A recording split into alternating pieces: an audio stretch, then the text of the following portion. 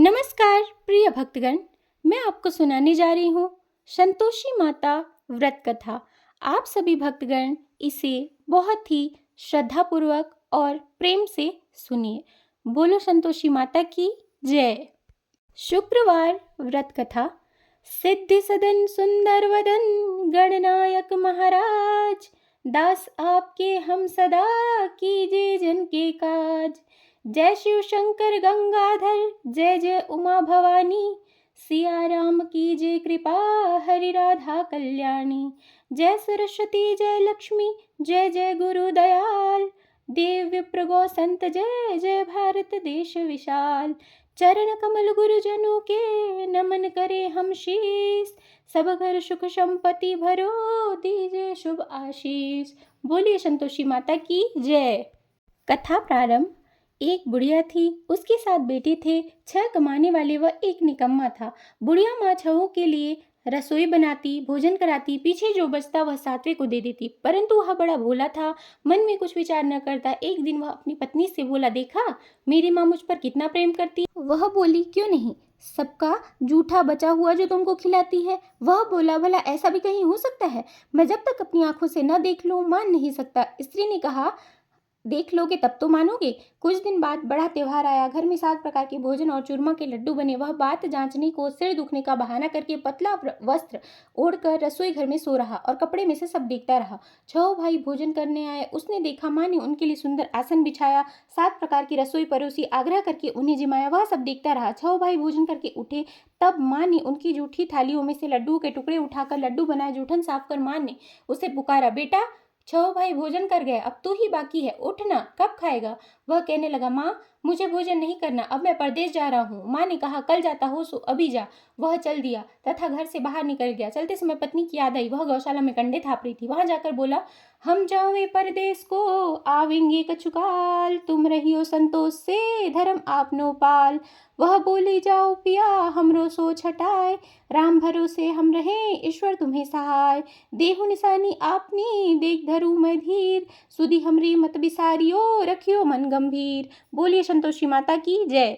यह सुनकर वह अपनी अंगूठी देकर बोला, अपनी निशानी मुझे दो। वह बोली, मेरे पास क्या है, यह गोबर भरा हाथ है, कहकर पीठ में गोबर की हाथ की छाप लगा दी। वह चल दिया। चलते चलते दूर देश में एक साहूकार की दुकान पर जाकर कहने लगा, भाई मुझे नौकरी पर रख लो। व्यापारी को नौकर की जरूरत थी, बोला रह जा। इसने पूछा, तनख्वाह क्या दोगे? साहूकार ने कहा, काम देखकर दाम मिलेंगे। वह नौकरी करने लगा। थोड़े ही दिनों में दुकान का लेन देन, हिसाब किताब, ग्राहकों को माल भेजना, सारा काम करने लगा। साहूकार के 7-8 नौकर थे। वे सब इसकी होशियारी से चक्कर खाने लगे। सेठ ने काम देख उसे 3 महीने में ही आधे मुनाफे का हिस्सेदार बना दिया। 12 वर्ष में वह नामी सेठ बन गया। अब बहू पर क्या बीती सो सुनो। सास ससुर उसे बड़ा दुख देने लगे। सारी गृहस्थी का काम कराते, लकड़ी लेने जंगल भेजते और आटे की बची भूसी से रोटी बनाकर उसे देते और फूटे नारियल की नरेली में पानी देते। इस प्रकार वह दिन गुजारने लगी। एक दिन वह लकड़ी लेने जा रही थी कि रास्ते में बहुत सी स्त्रियां संतोषी माता का व्रत करती दिखाई दी। उसने वहां खड़े हो कथा सुन पूछा, बहनों यह तुम किस देवता का व्रत कर रही हो? इसके करने का फल और इस व्रत का विधान मुझे भी समझा कर कहो तो मैं आपका बड़ा उपकार मानूंगी।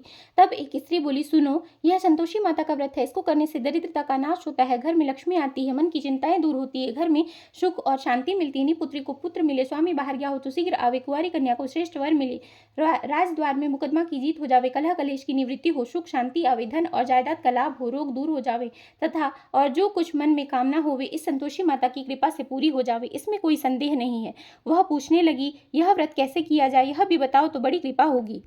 वह स्त्री कहने लगी, 1.25 रुपए का गुड़ चना लेना, इच्छा हो तो 5 रुपए का या 11 रुपए का, बिना परेशानी श्रद्धा और प्रेम से जितना भी बन सके सवाया कर लेना। प्रत्येक शुक्रवार को निराहार रहकर कथा कहना, सुनना, सुनने वाला कोई न मिले तो घी का दीपक जला उसके आगे या जल पात्र को सामने रखकर कथा कहना।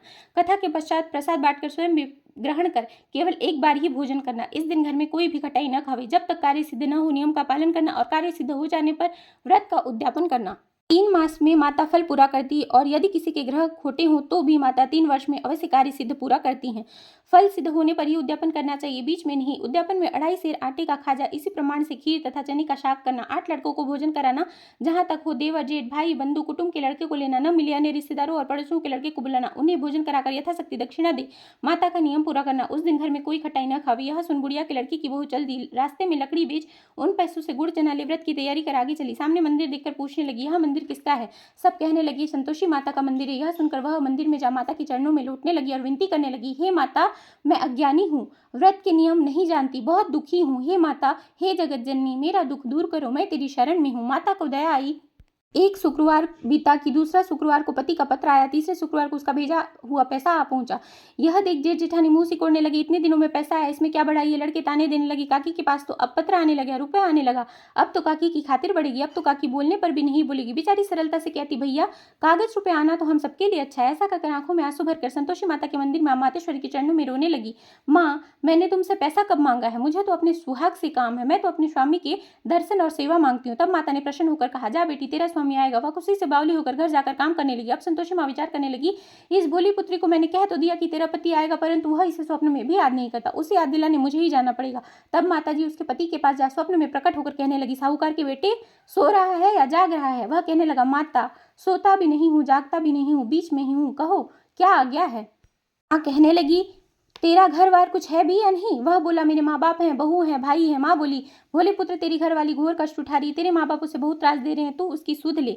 वह बोला, हाँ माताजी, परंतु जाऊँ कैसे, परदेश की बात है, लेन देन का हिसाब नहीं, कोई रास्ता नहीं, कैसे जाऊँ। माँ कहने लगी, मेरी बात मान, सवेरे नहा धोकर संतोषी माता का नाम ले, घी का दीपक जला, दंडवत कर दुकान पर जा बैठ दे, तेरा लेन देन चुक जाएगा, जमा का माल बिक जाएगा। प्रातः उठते ही उसने अपने इष्ट मित्र से सपने की बात कही। एक बूढ़ा बोला, देख भाई, मेरी बात मान, सवेरे नहा धोकर जैसा माता ने कहा है वैसा ही कर, इसमें तेरा क्या जाता है। वह बूढ़े की बात मानकर नहा धोकर संतोषी माता को दंडवत कर घी का दीपक जला दुकान पर बैठता है। थोड़ी देर में क्या दिखता है, देने वाले रुपया देने लगे, लेने वाले हिसाब लेने लगे, कोठे में भरे सामानों के खरीदार नगद दाम दे सौदा करने लगे, शाम तक धन का ढेर लगे। ऐसा चमत्कार देख प्रसन्न हो घर जाने के वास्ते कपड़ा गहना खरीदने लगा। यहाँ के काम से निपट तुरंत घर को रवाना हुआ। वहाँ बहू बेचारी जंगल में लकड़ी लेने जाती और लौटते समय रोज की भांति माताजी के मंदिर पर विश्राम करती है।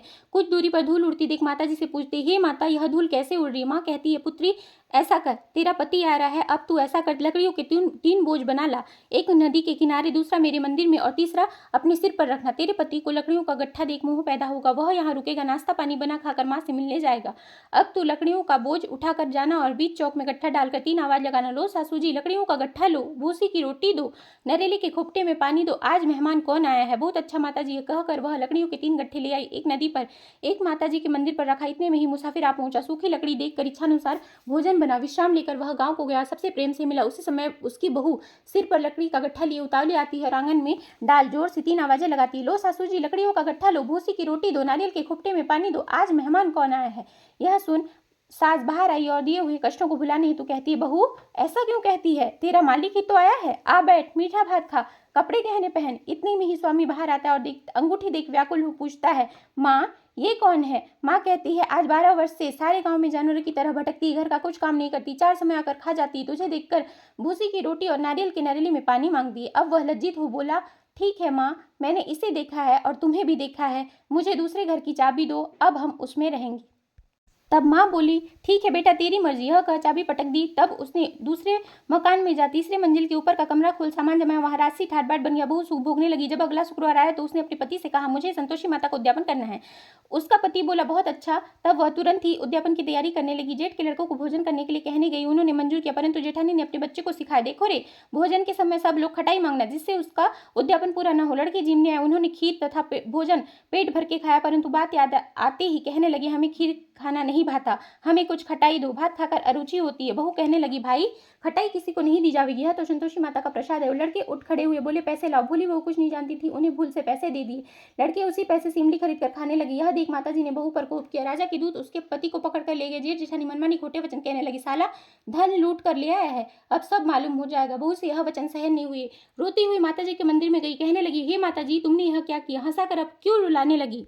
माताजी बोली, पुत्री तूने उद्यापन करके मेरा व्रत भंग किया है, इतनी जल्दी सब बातें भुला दी। वह कहने लगी, माता भूली तो नहीं ना, कुछ अपराध किया है, मुझे तो लड़कों ने भूल में डाल दिया, मैंने भूल से उन्हें पैसे दे दिए, मुझे क्षमा करो माँ, मुझे माफ कर दो, मैं फिर से तुम्हारा उद्यापन करूंगी। माँ बोली, अब भूल मत करना। वह कहती है, अब भूल न होगी माँ, अब वे कैसे आएंगे। माँ बोली, तेरा पति तुझे रास्ते में ही आता मिलेगा। वह निकली, राह में पति आता मिला।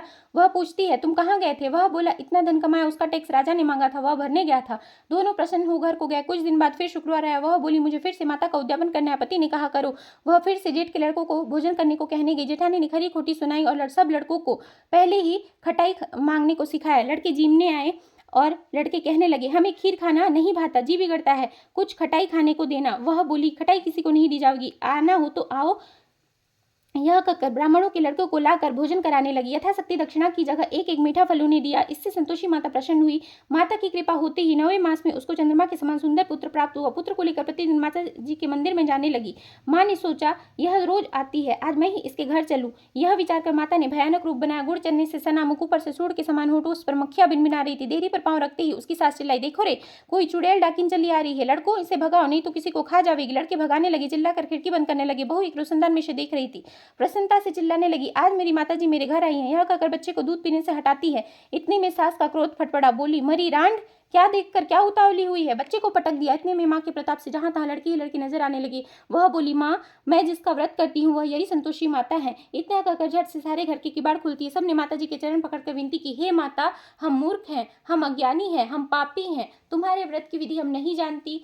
तुम्हारा व्रत भंग कर हमने बहुत बड़ा अपराध किया है। हे जगत माता, आप हमारा अपराध क्षमा करो। इस प्रकार माता प्रसन्न हुई। बहू को प्रसन्न हो, जैसा फल दिया वैसा माता सबको दे। जो यह कथा पढ़े, सुने, सुनावे, उसके संपूर्ण मनोरथ पूर्ण हो। बोलो संतोषी माता की जय।